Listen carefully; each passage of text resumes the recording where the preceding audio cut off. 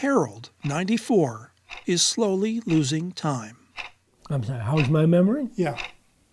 So-so. Moments he's cherished, days with family and friends, Well, I'm 47. years vanish. I'm 47 plus, a little. Because of Alzheimer's disease. But one thing he hasn't lost?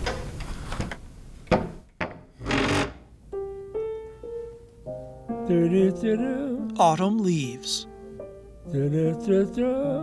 Memories disappear, but music remains. That area just seems to be preserved, even in patients with relatively severe memory loss. Radiologist Jeffrey Anderson and other Utah researchers peered into the brains of Alzheimer's patients while they listened to music.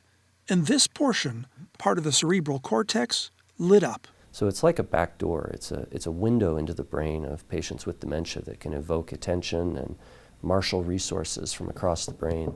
And not just any music, but music with meaning. You're waking your head daily. Soon after he was diagnosed with Alzheimer's, Jim Barton got an iPod Ticket to ride. filled with the soundtrack of his youth. She's got a ticket to ride, but she don't care. And just putting on headphones and doing it again, whew, here it came back. High school, Beach Boys. My life that it was part of me that I knew and had and didn't disappear, it calms me down. Kind of gets rid of some of the anxiety you get in your life. Music does anyway. Something's wrong. It just settles him down. Oh, yesterday. It did good for him, but it did, I would say, better for me because it gave me what I needed because I didn't know what to do. You know, I don't know how to explain it other than it just takes away the anxiety of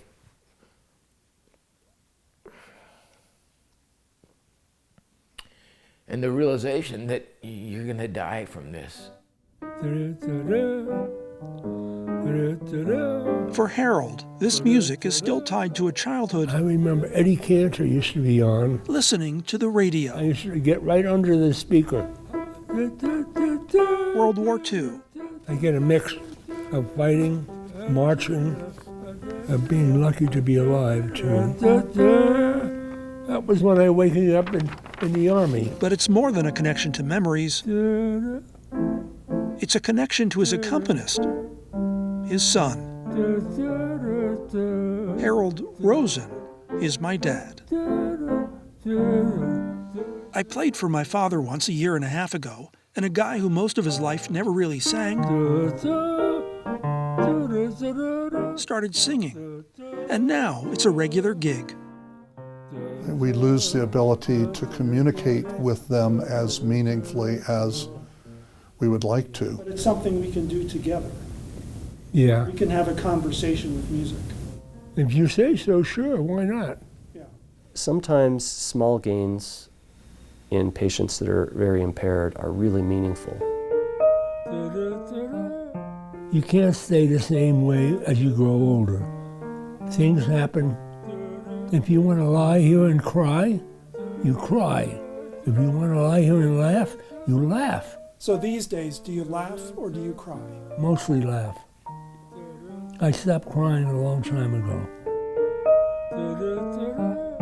I can't really talk to my dad like I used to, but we can have a conversation, make a connection with a song.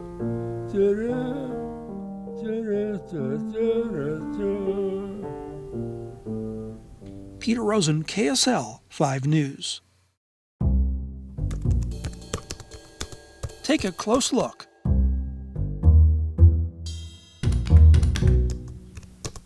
Then stand back and get the big picture. So this one is Van Gogh's painting of the Starry Night. Now take a close look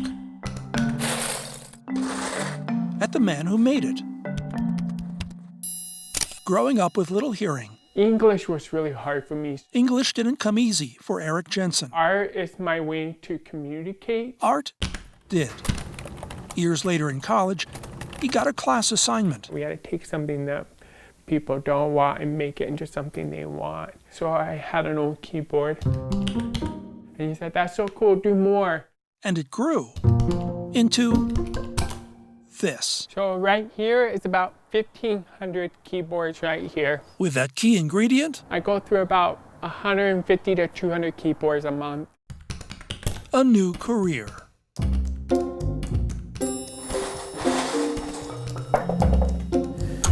For Jensen, it's a process.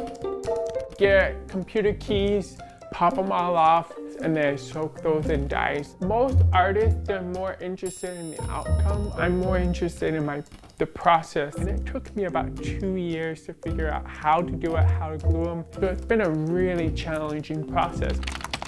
Now, what's right under our fingertips? People connect to their keyboards. We write papers, we write love letters to each other. Eric Jensen turns into great works of art.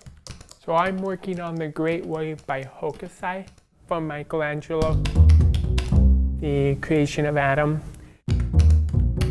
This is The Girl with a Pearl Earring by Van Meer. I splattered paint on the keys, and I wanted to follow Pollock's example. Take a close look. If people knew how hard I had to work to gain mastery, At an artist trying to master his medium. it would not seem so wonderful at all. Now step back and look at the big picture. Well, I like to be different. I think life is too short. You can't just be normal and boring. The composition At and a keyboard artist nobody does that. and long-distance unicyclist. And so I did that. I rode starting in Provo, Utah, all the way up to the border of Canada. A real original. And I've always lived my life that way. I'm interested in trying new things, and I don't have to spell it out.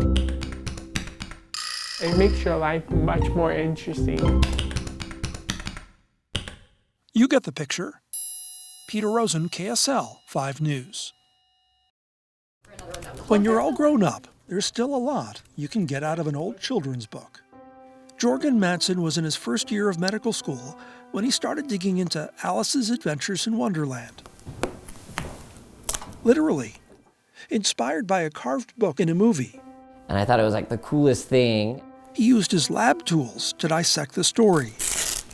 At the time, he had a secret. It was something that I was terrified about for most of my life. I always thought that I was this evil, bad person because I had this bad secret. And was deciding whether to tell people that he was gay. Something I hated myself for, like I loathed myself. This book art, a therapist suggested, might serve as more than a hobby.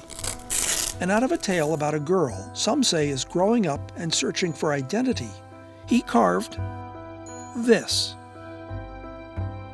Kind of talks about change and being different. And he says, "Who are you?"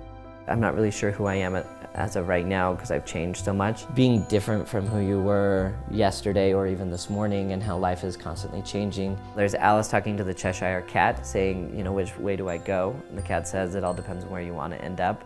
I realized I had all these questions and didn't know which path to pick, and then I had to finally ask myself, where do I want to end up? He ended up out. I decided I wanted to live an authentic life and live a hopeful life. About to graduate from medical school, Madsen volunteers his time teaching science, helping LGBT youth, and seeing patients at the PrEP clinic he helped start. It provides a medicine that stops the spread of HIV. It was a way that we could kind of have purpose and reach a population that is often marginalized. I want to live my life in a way that when I look back, say, like, that was a good life, that was an exciting life. I would rather rock the boat and make a difference than never cause a ripple. And he still occasionally digs into an old book. Lord of the Rushy River. So this is the Little Prince, this willow tree that I could put fireflies that were inside the book. And pulls out something new. Made me look for examples in different stories, maybe things that I didn't notice before. She says, but what if I fall? And so Peter says, oh, but my darling, what if you fly? It's like the most terrifying thing is to accept oneself completely. Jorgen Madsen opened up an old children's book. It's no use going back to yesterday. Fell down a rabbit hole. Because I was a different person then. And came out, he says. And while I've changed and chose paths, I actually, for the first time in my life, feel like I'm not a bad person. You know, that I try to be a good person.